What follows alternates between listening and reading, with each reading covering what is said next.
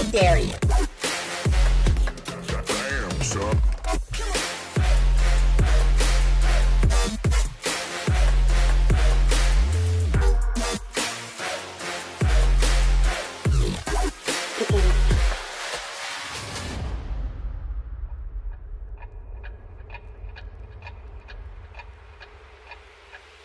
Well, howdy, hey, my snarky friends, and holy forkin' snark, what in the crazy train is going on?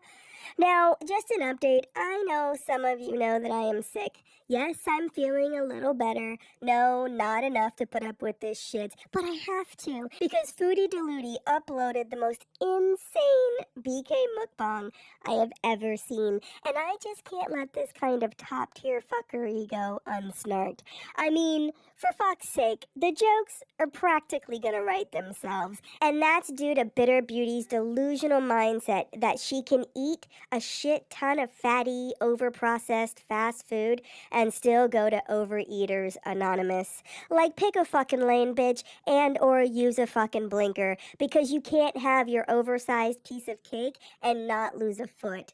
I mean, if the low-cal dairy queens of Girl World have taught me anything, it's you can't have it all. For instance, you can have pretty privilege, but you're gonna be a rotten tooth dipshit married to a bum-ass loser who has a ridiculous laugh and a tiny cupcake recipe in sweats.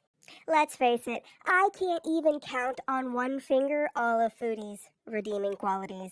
Now, quickly, before we get into the BK bullshit of it all, I wanted to quickly discuss Bitter Beauty talking about Beck and how long she thinks a person has to out their abuser. Do you have to be here if you don't care? I don't get it. Like, what's your problem? How is it that you people are fucking annoyed coming to my channel, listening to what I'm talking about my life? This affected me for a whole fucking year, and it's going to affect me for a long time, and I'm going to talk about it however long I want, and if you don't want to listen to me, don't. There's 2,000 people here listening to me. One is not going to make a difference. Do yourself a favor, go watch Sunset fucking Boulevard or whatever you're watching, reality TV, and leave my show alone. Okay? Thank you. She claims she's gotten over her tragic time with Chef McShitty and hardly even talks about him anymore. First off, did you slip on your abaya and bonk your noggin there, cutie? Because if the receipts are correct, you were just blabbing about him a few months ago ad nauseum. In fact, didn't you make a whole ass video about him not too long ago? First of all of these things that they're talking about were from more than 3 years ago, or about 3 years ago, okay? This guy, she's saying that they say I chased around. First of all, I went through, and it's all documented. This is the guy that they're saying that I chased around. They're saying that I made up forged documents at the police station. That's a fucking lie. That's a bullshit lie. I went to charge him because he was abusing me, just like you saw in that video. When this was happening, I talked about everything he did to me. He gave me STDs. He financially abused me. He emotionally abused me. He was cheating with hookers, which is how he gave me an STD, and I didn't know. He beat me. He burnt cigarettes out on me. And the fact that they're just up there, that's what they do. They're vile. Not to mention, you waffled on and on about him for a year and a half after he moved in with Frigid Dum Dum and even tried to win his loser ass back while he was in her custody. Second, no one cares what you think about this, so shut your fucking pie hole. The reason people are coming for you and your unimportant take is that you continue to dead name Beck and refer to them as a she, her. They are non-binary, and while you may no longer agree with that lifestyle, you should still try to respect their pronouns, you transphobic asshole. Third, you don't get to tell others how long they have to process trauma. If Beck wants to come out now and talk about how they were mentally and emotionally abused by Hamby Lynn, then they can do so whenever and however they fucking want. Look at the people who came forward in the Me Too movement after holding on to their trauma for decades.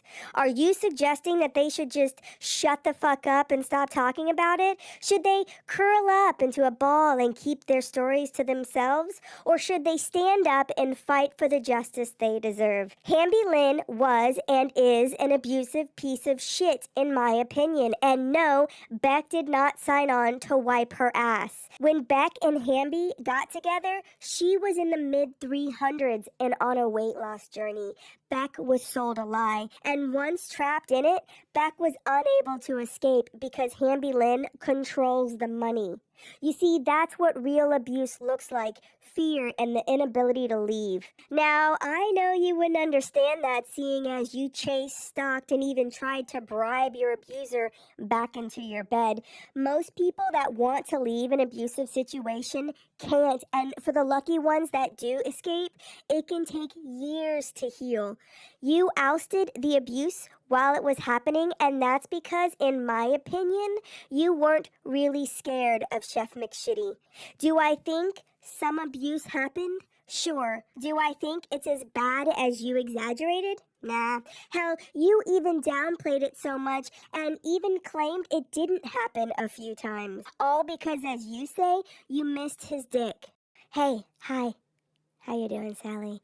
Listen, don't forget your charmooting waddler of a wife was filled up to the hijab with oozing green liquid, courtesy of Nasty Nuts. And per her, she didn't finish her antibiotics. Okay, now before we uncouple the flaming caboose of this inevitable train wreck of delusion, if you like today's video, hit that thumbs up button and consider subscribing to my channel. Also, remember to hit that bell notification so you can be a part of all the fun fuckery and snarky good times we're gonna have. Okay, so the hungry huffalump of the lower Middle East side did a BK video, and man, the level of delusion is top tier fuckery. Let's think about it for just a second. She's sitting here in this BK, grease-filled, condiment-laden mukbang, trying to convince us, the viewer, that she's pretty, that her husband thinks she's pretty, and that regardless of what the haters say, she loves herself. Y'all, this pretty privileged rant of epic embarrassment is so goddamn funny. I actually enjoyed watching one of her videos for once. I mean, holy Hogwarts, Cruciatus, save my soul. Did someone just cast a delusion spell? Because this bitch is out of her fucking mind. Guys, she has to be. There is just no other way. For her to think that we would actually buy the bullshit story of her husband waking her up by saying, "Are you cute?" with the follow-up answer of yes while looking at this? Ma'am. You've got to be kidding me. How can you sit there, bulgy-eyed, telling us to check ourselves into a mental facility for caring about the lack of love in you and your rent-a-bitch boy's marriage without cracking a smile? I'm serious, guys. The lights are on, but no one's home. Listen, cutie, here's a 25-year marital pro tip for you. If you have to try and convince people you're a happily married, fully satisfied housewife, you're not. And hey, listen, don't shoot the messenger. This is your message. Projection 101. Also, please don't say dumb fucking shit like you have a good face card while looking like a fucking foot. And hey, I can also promise you people are not jealous and or thirsting over your husband. You know damn good and well we saw what he's working with, and let's just say he's not hitting pan on an apple pie, and therefore he ain't touching anything on you with it. Secondly, his laugh is so obnoxious, I would rather jump into a wood chipper feet fucking first than sit in the same room as your dipshit husband. In fact, I can't stress that enough. His laugh is so awful that the minute I hear it, my entire body dries up like the Sahara Desert in June. You couldn't pay me enough money to sit in that room with him, let alone let him touch me with his 3 inches of experience. Get the fuck out of here. Lastly, And, most importantly, just because you think he's handsome and just because some of your below average beezers thinks he's handsome, nobody else does. I can assure you of that. The fact that you don't know that and still think anyone actually wants him is laughable. I mean, let's go over the facts, shall we? He's extremely hairy, which, yes, I know some of you freaks like that, but the majority of people think it's nasty. He also has an IQ barely in the double digits, and I would also be correct in saying the only thing his useless ass brings to the table in your relationship is your Uber Eats.